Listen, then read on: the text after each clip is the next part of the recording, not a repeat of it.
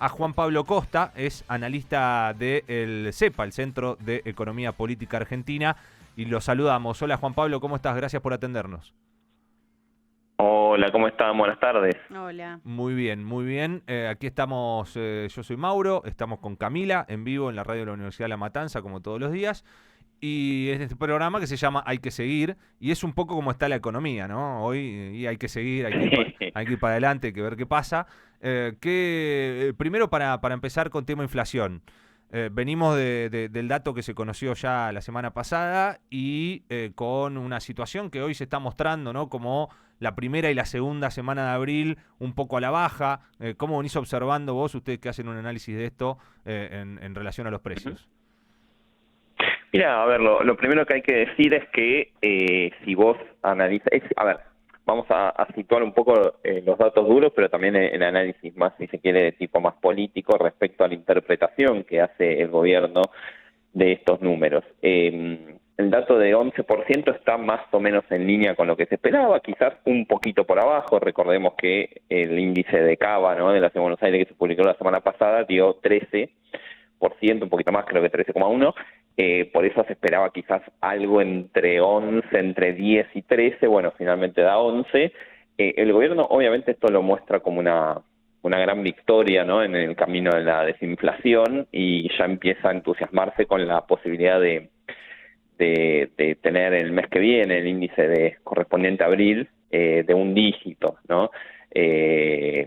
A ver, creo que hay varias cosas ahí para analizar. La primera es que por un lado, este índice que es del 11% del mes de marzo está muy vinculado a una gran caída de la actividad económica que nosotros estamos viendo.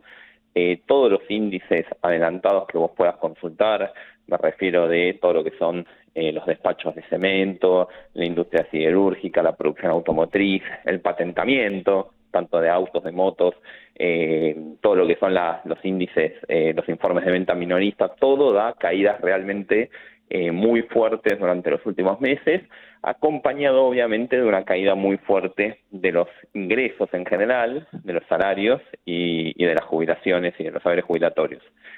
Hace poco, entre paréntesis, tuvimos el dato de caída acumulada del RIPTE, que es el índice que mide la evolución de los salarios del sector registrado. En teoría, el sector que tiene más posibilidades de defenderse, no voy a decir más privilegiado porque no son privilegiados, pero que tiene más posibilidades de defenderse en un contexto inflacionario a través de negociaciones paritarias, cláusulas gatillos y demás, bueno, tiene una caída del 24% acumulada desde la asunción de Milei. Es un montón, es más de lo que cayó durante todo el periodo de Macri, los salarios, pero esta vez concentrados en poco menos de 4 meses. ¿A qué voy con todo esto? Bueno, en este contexto de fuerte caída de la actividad económica y de fuerte caída de los ingresos, es natural que haya una dificultad en convalidar suba de precios de los bienes transables, ¿sí? Básicamente los bienes que se pueden importar y exportar, o sea, no los servicios. Por eso cuando uno analiza la evolución de los precios de este índice, es decir, cuando uno lo abre un poco las distintas aperturas, tenés una inflación del 9,8 en bienes, pero del 15,5 en servicios, ¿sí? O sea, mucho más elevada en el rubro de servicios, y eso lo que te está dando un poco la pauta es que, esto que te digo, que esa caída de la inflación no es una caída virtuosa en el sentido que está vinculada a una fuerte caída de la actividad económica y de los ingresos. ¿Por qué es importante esto? Por dos cosas. Primero, porque en la medida que vos empieces a recuperar ingresos, bueno, eso se revierte rápidamente, ¿sí? Especialmente porque tenés un escenario que se viene ahora, que ya se viene viniendo, valga la redundancia, pero que va a seguir, que es un escenario de aumento de costos. Entonces vos vas a tener inflación por varios motivos, ¿no? Tuviste por la fuerte devaluación de diciembre, tenés hoy por aumento de costos, me refiero a tarifas y combustibles fundamentalmente, y en un hipotético escenario de recuperación de ingresos, que por ahora no se vislumbra en el corto plazo, vas a tener también el componente de recuperación de rentabilidad, bueno, por esto que vengo mencionando.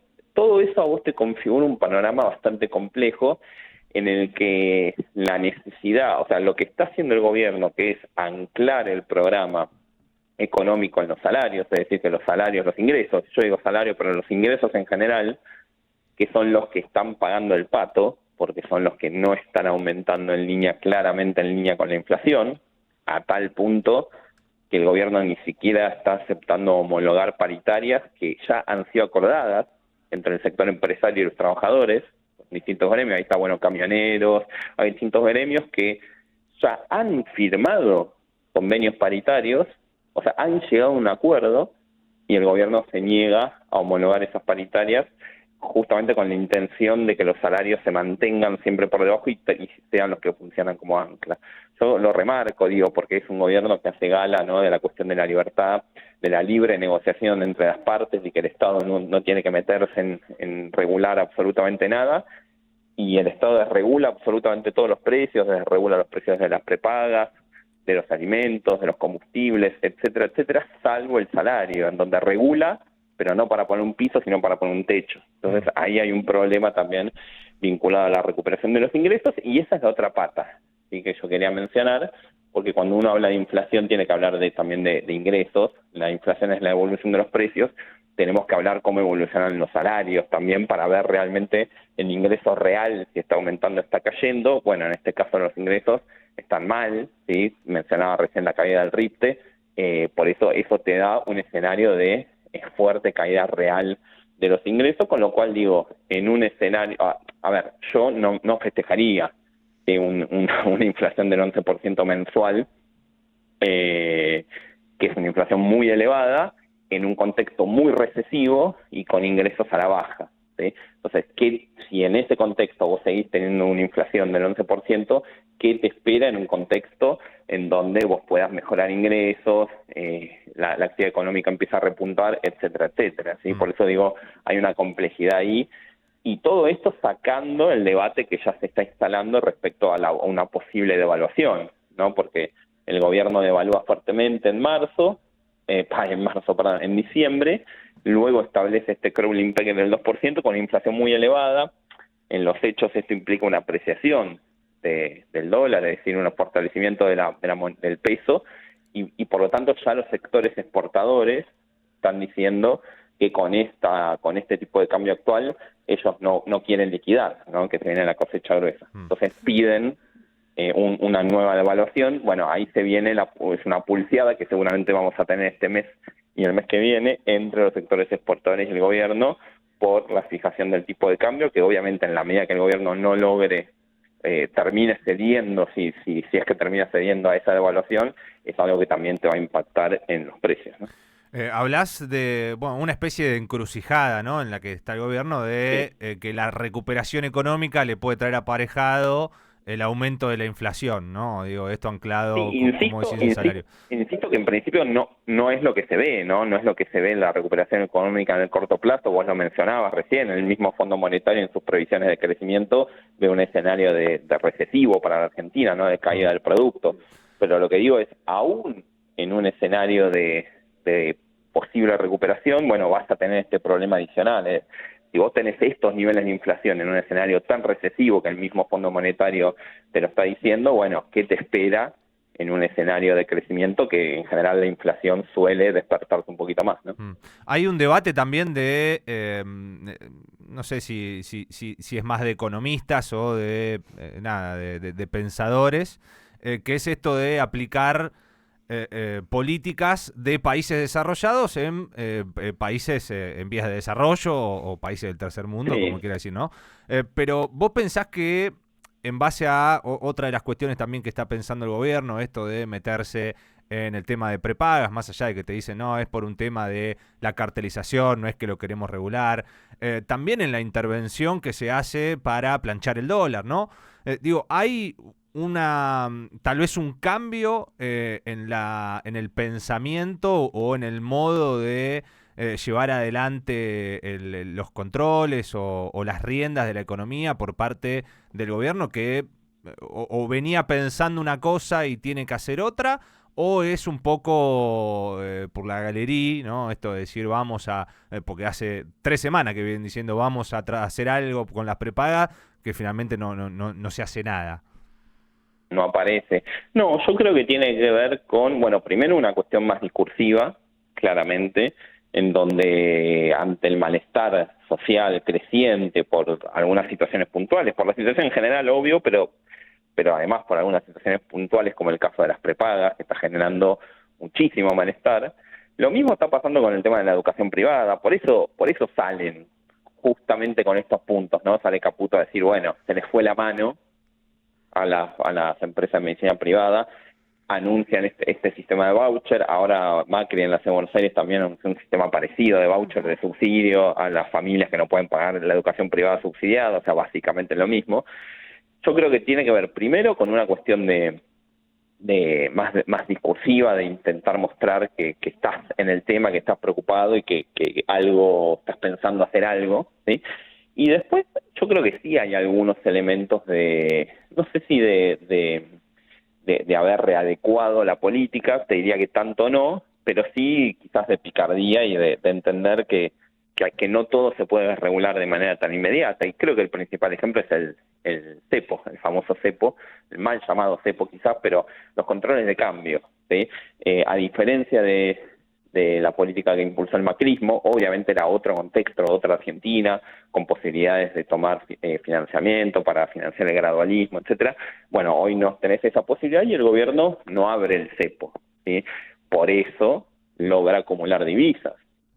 No es que logra acumular divisas y por eso va a poder abrir el cepo, al revés, porque logra acumular divisas porque todavía existe el cepo. Entonces, el gobierno utiliza esos instrumentos de política monetaria de política cambiaria sumamente heterodoxos, ¿no? De los cuales en teoría reniega absolutamente, pero los utiliza. Bueno, el ejemplo de la medicina privada es muy interesante, ¿no? Porque justamente ese es el planteo que muchos hacíamos. No es que nos gusta regular porque nos encanta poner trabas al desarrollo económico.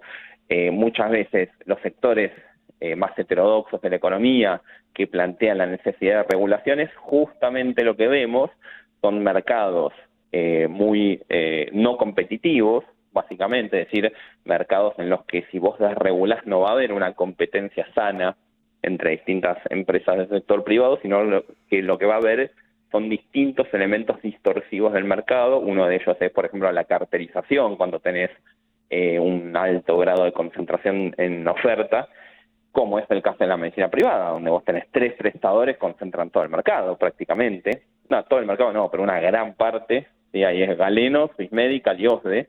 Y Swiss Medical, de hecho, es dueña de Medicus, de otras prestadoras también, pero el grupo es Swiss Medical. O sea que entre esas 3 prestadoras tenés una gran proporción del mercado y no es extraño entonces que se cartelicen y suban precios de manera tan fuerte como vimos a partir de la regulación. Ahora, bueno, por eso digo, el gobierno, ¿por qué digo que es a veces que es más de que no es realmente un cambio en la orientación económica, sino más de discurso? Porque bueno, a ver, el gobierno se queja, Caputo se queja, dice, se le fue la mano, vamos a hacer algo, pero no es que, a ver, vos los habilitaste, vos planteaste un decreto que eliminaba una enorme cantidad de regulaciones que les impedía hacer eso que están haciendo. Lo hacen, o sea, hacen esos aumentos, hacen toda esta política, vos decís, o sea, te indignás, pero no aplicás ninguna política ni para dar de baja las modificaciones que hiciste previamente, ni otro tipo de regulaciones, con lo cual no se termina de ver cuáles son esos cambios. Claro, yo entiendo ahí, ahí tal vez existe esa intención o existió esa intención en un principio del gobierno, decir, bueno, la economía no puede estar regulada, pero al mismo tiempo te dicen el mercado nunca se equivoca, el mercado se regula solo, y me parece que un poco la realidad va confrontando con esa teoría, o por lo menos lo que pasa en la realidad económica argentina. Digo, no es que... sí, no es solo en la no es que Argentina, pensaban sí, que... Bueno, está bien, sí, pero no es que pensaban que haciendo eso iba a pasar esto, a pesar de que se dijo en varias oportunidades, sino que pensaron, digo, desde la interpretación que hago yo, ¿no? Dijeron, bueno, desregulamos esto, no se van a zarpar, y bueno, y después Caputo termina admitiendo que sí, se zarparon. ahí es muy interesante el debate, vos hacías mención, un debate por ahí más teórico entre economistas, es cierto, todo esto a cuenta de un tuit que publicó creo que era un tuit de un funcionario, no sé si fue Caputo, no el ministro, sino Santiago, u otro, ahora no recuerdo, pero que decía algo así como: no hay que aplicar las políticas que aplican actualmente los países desarrollados, sino las políticas que aplicaron los países desarrollados para desarrollarse. Sí, no las políticas que aplican ahora, que ya son una potencia económica, sino las que aplicaron para convertirse en una potencia económica. Bueno, eso es básicamente casi calcado de un planteo que hace un economista coreano que se llama Chang, ¿sí?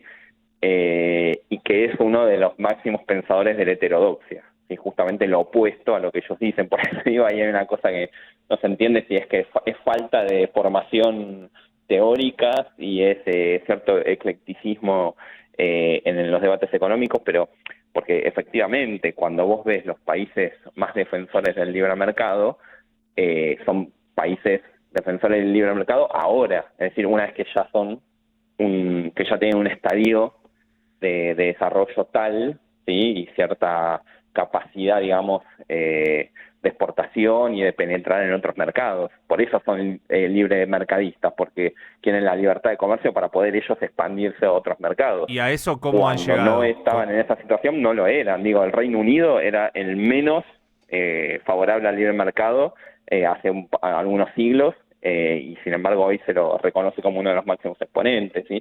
Pasa lo mismo caso de Corea del Sur, que tuvo un desarrollo más tardío durante el siglo XX, que se convirtió en potencia económica y un gran productor de tecnología, con Samsung a la cabeza. Bueno, eso lo hizo no con mercados, sino con un Estado muy regulacionista, con regulaciones que apuntaban a generar mercados competitivos y a orientar inversiones en el sentido que el Estado quería, ¿no? En el sentido de un proyecto de desarrollo nacional. Bueno, ya nos metemos en el terreno de un debate más teórico, pero la verdad es algo interesante, porque bueno, atrás de todo esto hay muchas discusiones de cómo se tiene que dar ese desarrollo y cuáles son las condiciones, ¿no? Para el desarrollo nacional, si es liberando todo o si es estableciendo algunas regulaciones inteligentes que permitan que el mercado funcione como vos querés que funcione, de manera más competitiva, más transparente y no de manera más monopólica o más concentrada o más cartelizada, que es lo que ocurre cuando vos eliminás regulaciones aún en mercados concentrados, ¿no? Lo último, Juan Pablo, sabemos que estás ahí a punto de entrar a una reunión. Una reflexión acerca de este informe del FMI, que tal vez cayó un poco con un disgusto en el gobierno, porque habla de la caída del 2. ¿Qué quiere decir una caída del 2,8 del PBI para este año? ¿Qué quiere decir que una inflación del 150 para este año, que ya estamos en el 50 del primer trimestre, está un poco... no sé, me dirás vos, si se cumple esto de seguir bajando como dice el gobierno, puede ser, si no, está difícil. Y Claro. una fuerte recuperación para el año que viene. ¿Cómo ves estos datos? Bueno, a ver, y sí, y el otro dato es que habría un incremento en la tasa de desempleo también para el Fondo Monetario, que eso puede ser o por la destrucción de empleo, lo cual es lógico en un escenario de caída de la actividad, o por el aumento de la tasa de actividad, es decir, más personas yendo a buscar empleo porque no les alcanza, ¿sí? Porque con los ingresos que ya tienen no les alcanza. Yo creo que, a ver, las previsiones que hace el Fondo Monetario son de un escenario recesivo, eso creo que me parece correcto, digo, en el sentido del análisis. Creo que el fondo está viendo en ese sentido algo que, bueno, que el gobierno obviamente por motivos políticos quiere exhibir otra cosa, pero que yo creo que también la están viendo, que tiene que ver con la caída de la actividad. Creo que el gobierno apuesta a una fuerte desaceleración de la inflación. Yo insisto, dudo que haya un escenario de esas características. Además, hay otro elemento. Vos tuviste un fogonazo inflacionario muy fuerte por la devaluación de diciembre, y vos siempre que tenés un fogonazo inflacionario, bajar de esos niveles tan altos de inflación es relativamente fácil. Y subrayo relativamente, no digo que sea fácil, pero digo, empezar a bajar es relativamente fácil ya cuando tenés una inflación más con un componente más inercial, como es lo que queda ahora, este 10-11%, bueno, empieza a ser cada vez más difícil, con lo cual no pareciera, ¿sí?, que la inflación siga bajando mucho más, puede bajar, digo, 1, 2, 3 puntos más, pero dudo que llegue a niveles realmente bajos, con lo cual digo, ¿y por qué insisto con el tema de la inflación? Porque me da la sensación de que es como en materia política y de comunicación lo que el gobierno más está apostando, ¿no? A poder mostrar esa baja, esa desinflación y de alguna forma, bueno, validar o legitimar su gestión a través de eso. Aún si lograra eso, que yo tengo mis serias dudas, también está la pregunta de si lograría eso legitimar la acción del gobierno, porque sin duda que ellos van a intentar usarlo en ese sentido. Ahora, si vos lográs un proceso de desinflación a costa de una pulverización de los ingresos y de una tremenda recesión, ¿sí? O sea, una caída del 2,8% es mucho, ¿no? Estamos hablando del 2,8% del producto, ¿sí? De la economía, es mucho, es una recesión importante eso. Entonces, lograr un sendero de desinflación, si es que lo lográs, digo, pero lograr un sendero de desinflación sobre la base de pulverizar ingresos y una tremenda recesión económica, tampoco sé hasta qué punto eso te da legitimidad de cara a la población, que va a decir, bárbaro, bajaste la inflación, pero no tengo un mango, ¿sí? Entonces, ahí creo que está la discusión en materia más política, y bueno, y las apuestas, ¿no?, que hace el gobierno respecto a los próximos meses. Muchas gracias, Juan Pablo. Un abrazo grande. Un abrazo grande.